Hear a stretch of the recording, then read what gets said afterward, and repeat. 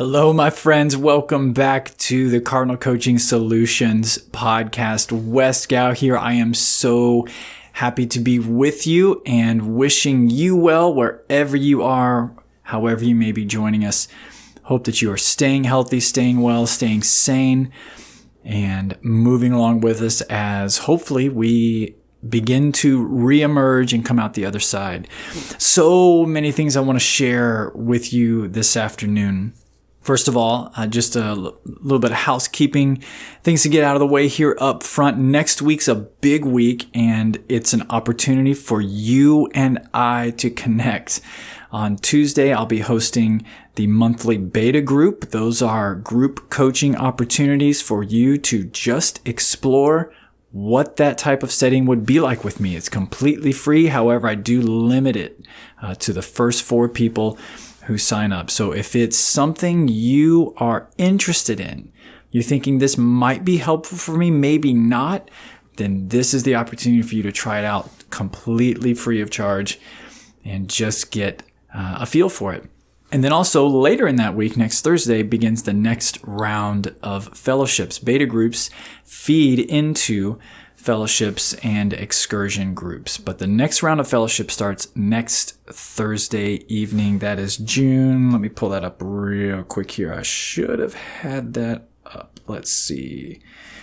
June 4th is when we start.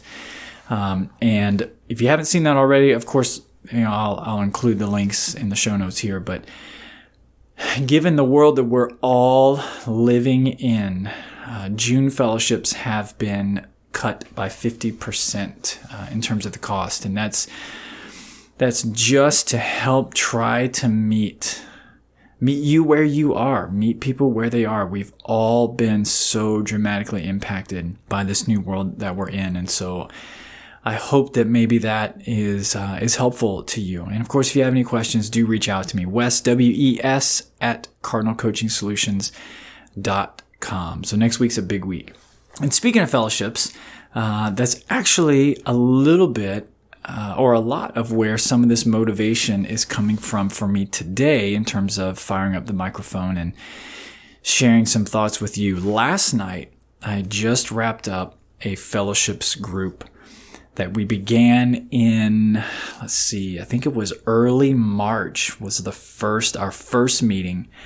And we just wrapped it up last night. And if you haven't investigated the link in any of the notes in regards to what the fellowships are, they're group coaching, group and individual coaching sessions, or I should say it's a package that features both group and individual sessions. But the content, the paradigm that we are generating learning from focuses on the hero's journey. This journey that at different points in our lives, we all undertake, where we leave the known, we enter the unknown, we cross the threshold of our comfort zones, we move into confusion, disorientation, this dark night period, and then we re-emerge and we cross the second threshold back into present day, and we are transformed. And so maybe you caught some irony in there, in that that's what we've all been living in as a global community, as a global species. That's what we've been living in. And so the group and I were reflecting last night just on the connections there. We made it. Our lives, all of us who are in the group, are so different than they were in early March when we started. I remember, if I remember right, actually, the day after, the next morning after maybe our first meeting, it was either our first or our second, but the next morning was when schools closed here in my state of Virginia, and it was just the tip of the iceberg for what was happening in our world. And so we were all connecting on this last night. It was written. I'm going to give a shout out to Hannah and Ludinia. Man, they just got so much out of it. They leaned so far into the experience, and it was so rewarding and refreshing, even for me to be a part of.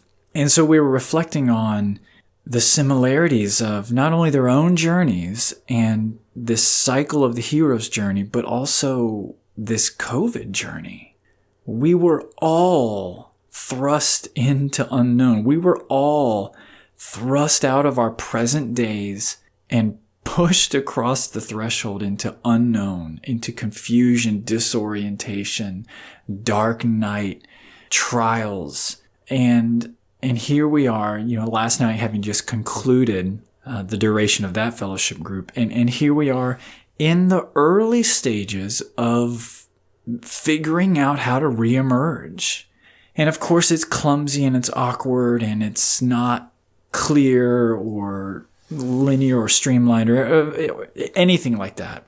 But we're all figuring that out. And the two of them were also reflecting on where they were in March and where they are now, and just seeing their faces and their energy around the transformation and just what's different for them. What have they learned about themselves? Where have they maybe reestablished a relationship with joy and fear and hope? And what learning in the last 3 months will serve them moving forward? And so we were talking about that. And wow, I said a few minutes ago that even I benefited from it. And I want to share with you a couple of those things, a couple of the ways that I did benefit from it, a couple of things that I'm walking away from after last night that are still impacting me. And so I'm shouting out, I'm giving you the credit, Hannah and Ludinia, about what you shared. But one of the things that came up, I don't remember the exact context, but we were talking about how, the hard parts of our stories, the chapters in our lives that really, if it were our choice, we wouldn't intentionally write. The parts, the moments, the periods and seasons where we're stuck, those are the parts of our lives. Those are the parts of our stories that make any story worth reading. They make any and every story interesting. And not just from a purely interesting standpoint, but from a growth and learning standpoint.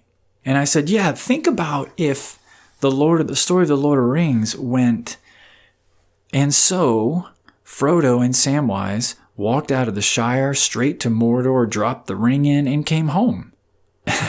And the phrase came up, the next phrase that came up in our conversation was, that would be a lame story.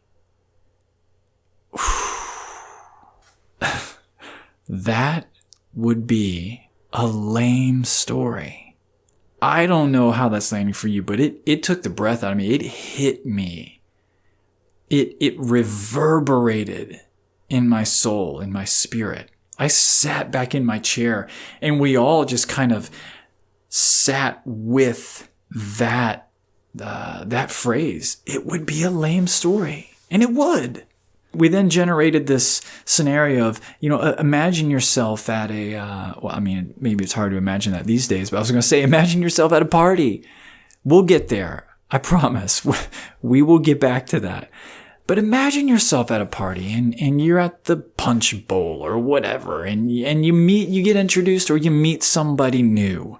And this person, as you come to find out over the course of, maybe let's just say a short conversation, everything's just kind of worked out and fallen into place. Yeah, everything's good. They've just kind of walked from one thing to the next, and it's all just been completely roses and gold mines. And I don't have anything in common with that person.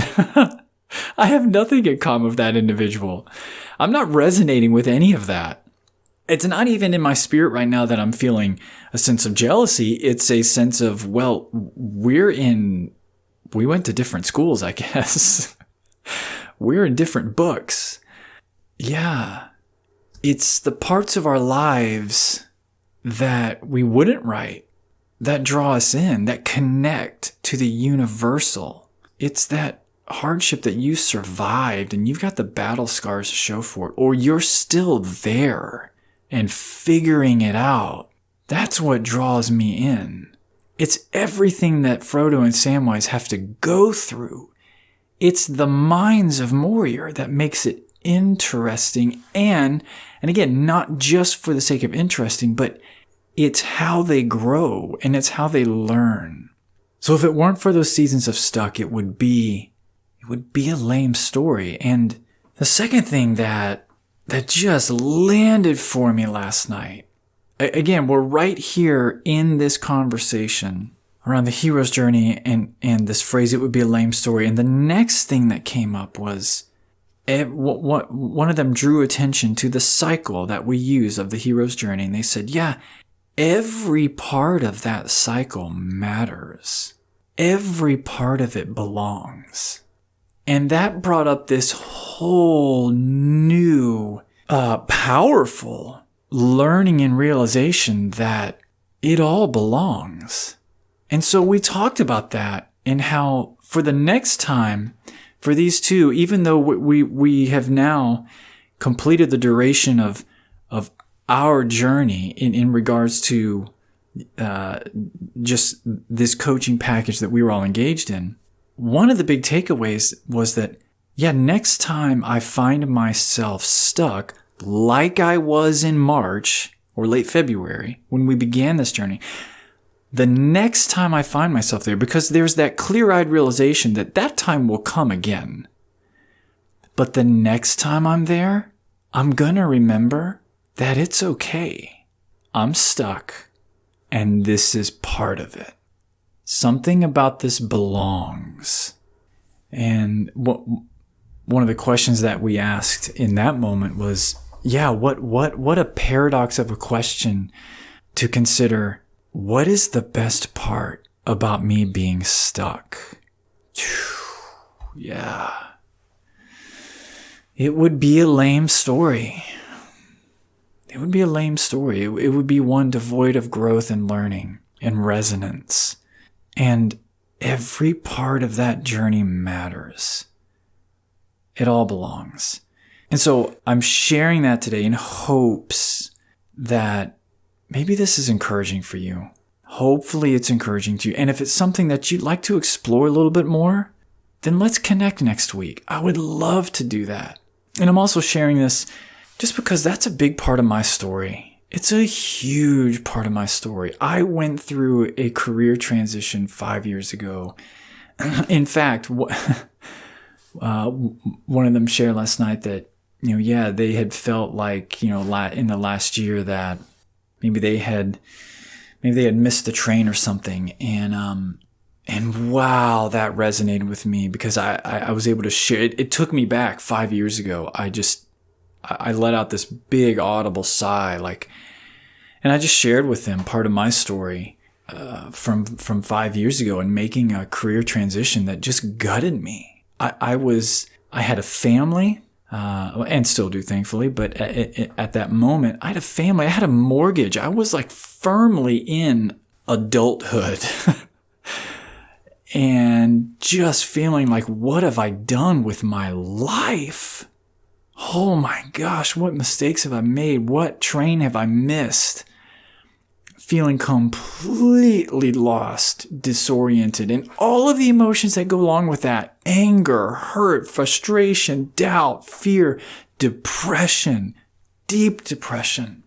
And so for me, it was powerful to look back on those years and be able to say with confidence that it does. It all belongs somehow. I believe that. And I know,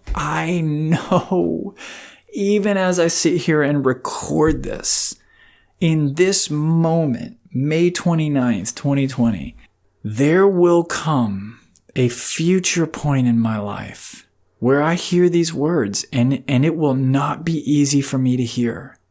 It will not be easy for me to agree with what I'm saying right now. Wes, remember, it all belongs.